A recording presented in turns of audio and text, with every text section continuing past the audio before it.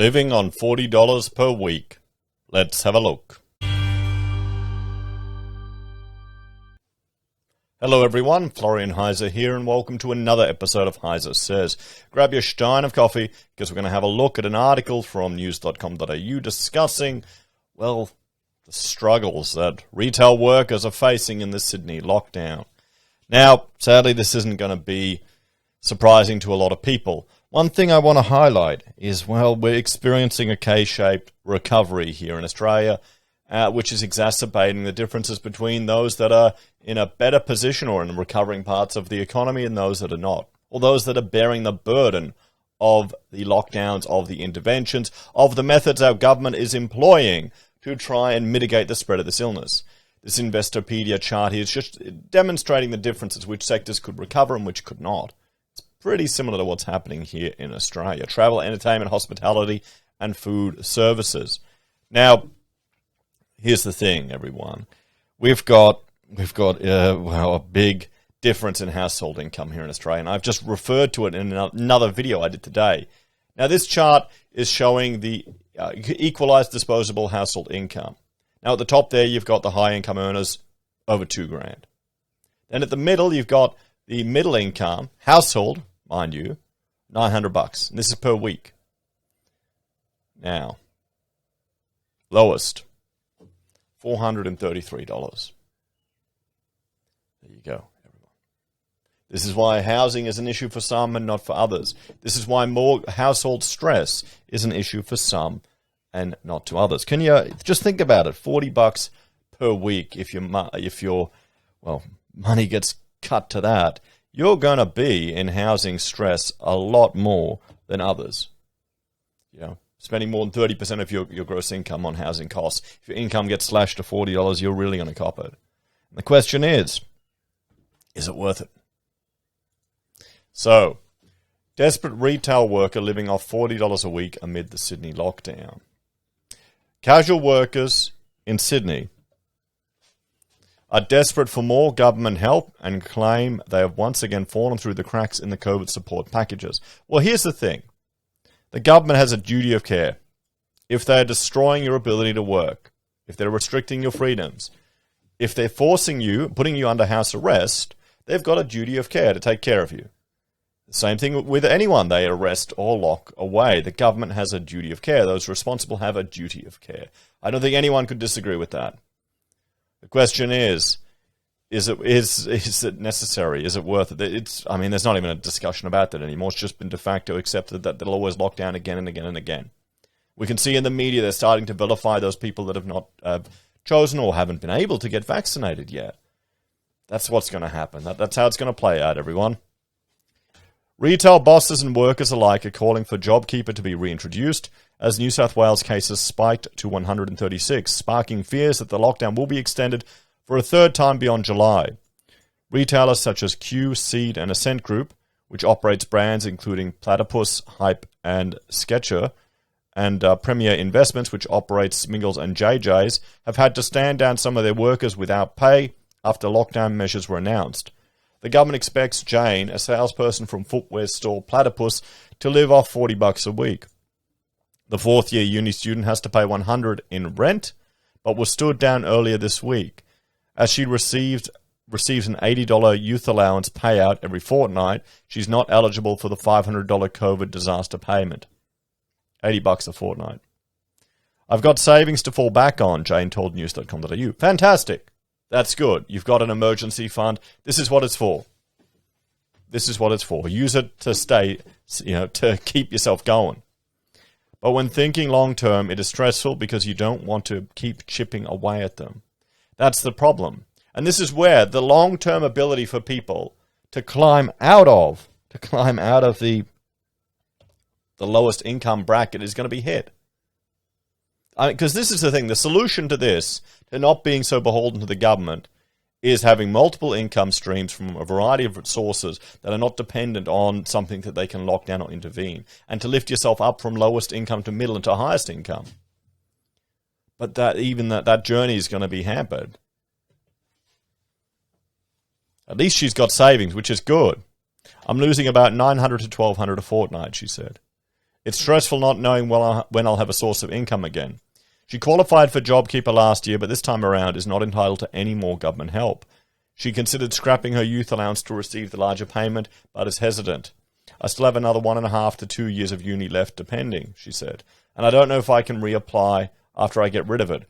Oh boy, this is just a bloody mess. In all, she's worked at Platypus for 4 years. Danielle Agstoninelli, CEO of food retailer Ascent Group, which operates brands including Platypus, wants JobKeeper to come back for workers like Jane. The best part of 4,000 people in the company are affected, he told news.com.au. Ascent Group has had to shut down around 500 stores across New South Wales, Victoria and South Australia as all 3 states were plunged into lockdown. Now this is an interesting one, particularly to all we've got, we're hearing this certain Labor politicians bitching and moaning that businesses that made money should keep their, should pay back their lockdown. We'll just I'll have a coffee and we'll read this next bit. Because it'll kind of, throw the whole narrative about the evil business owners, shine a bit of perspective onto it. The retail giant made the controversial decision last year to hold onto $9.6 million in extra funds from JobKeeper, with the intention of spending that money to keep workers paid for future lockdowns.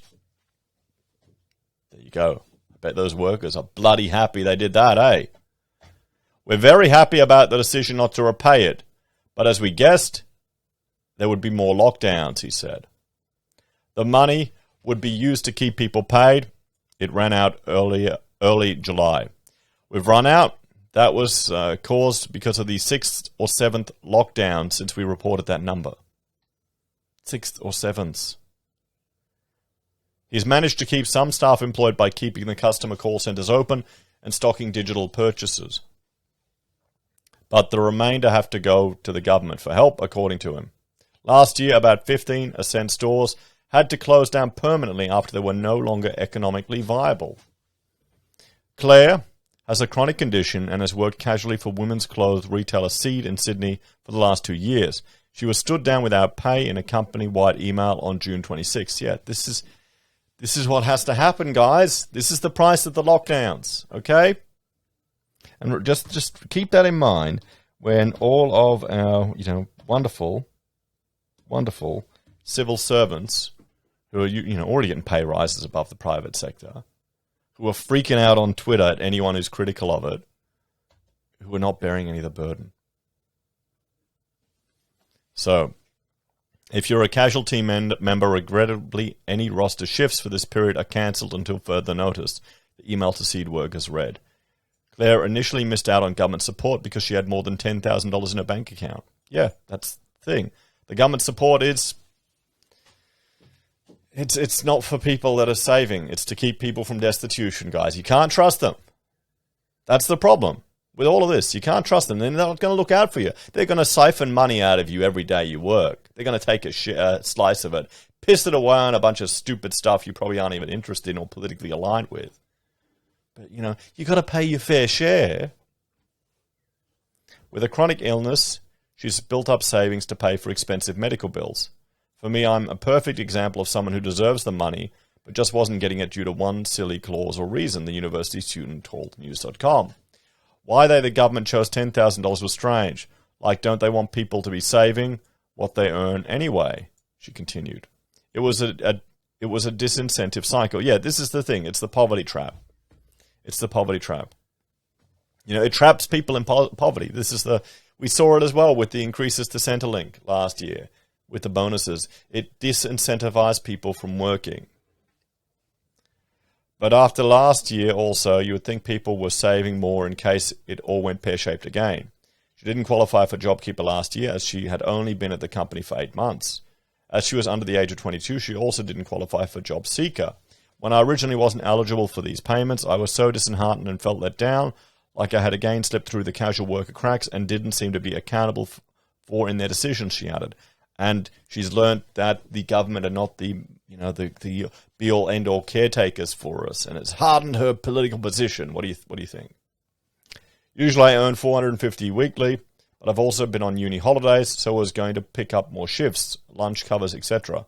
So I estimated overall I've not been able to earn a potential $3,000 or more, especially more if lockdowns is extended. Janice, notice how it's all women, is a seasonal worker at a ski shop in Sydney's north. She effectively lost all her income in one night. All my shifts were taken away at the end of June with no email, Janice told News.com. I was told the shop would remain open with skeleton staff, which meant, being a small family-owned business, that the owner and his wife would be the only people working. Well, yeah, they're probably not getting paid either.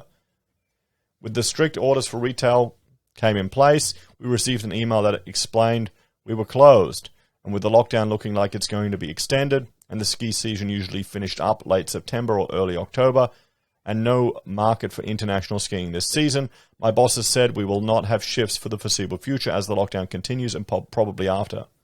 She's receiving the $500 COVID disaster payment. Not nearly as much money as I would like to be making this time of year, she said. She estimated she would make $900 at peak season if lockdowns hadn't been cancelled.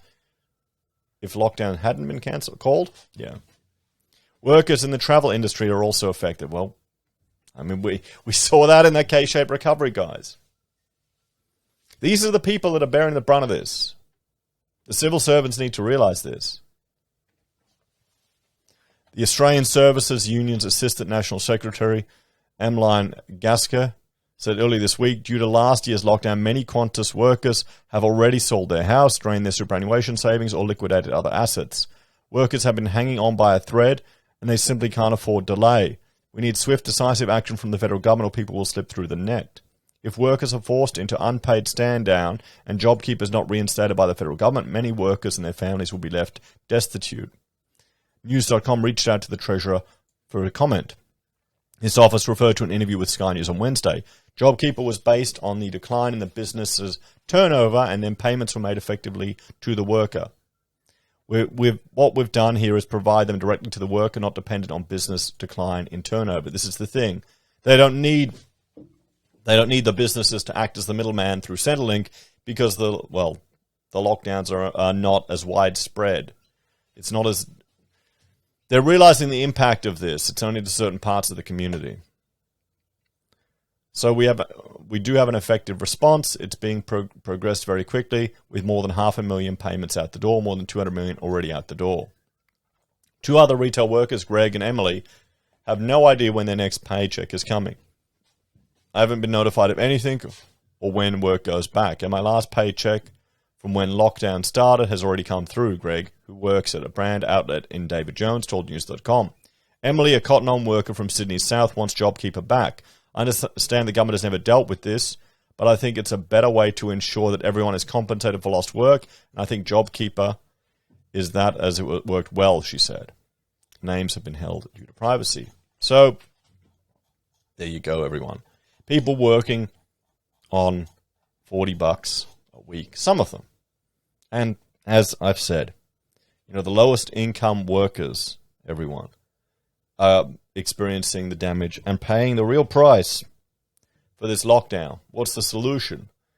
Well, you need to diversify your income streams, build up your earning potential, and reduce your expenses, which is just going to be bloody hard for a lot of these young people. Maybe we also need to stop voting for politicians that are so fast to restrict all of our freedoms and understand the true cost of what's happening. Because remember, guys, we'll be paying for this for a long time. As always, you know what it's going to be. It's the people that are screwed over in their youngest years now, that can't build up the momentum to get their career or get their income up, are going to be the ones paying for it in the next 40 years. Sounds real fair, doesn't it? As always, thanks for watching. Like, share, subscribe to the channel. Let me know your thoughts and opinions on this one in the comments down below. If you're a fan and enjoy the content I create here, there are a few ways you can support us. You can join us on YouTube or Patreon. You can sign up for Self-Wealth or Stake. Use our affiliate links at Amazon, eBay, Independent Reserve, or Aussie Broadband. Buy our merch from Heiser Says. Use Gold Pass from the Perth Mint, or support us via PayPal. Take care. I'll see you next time. Bye for now.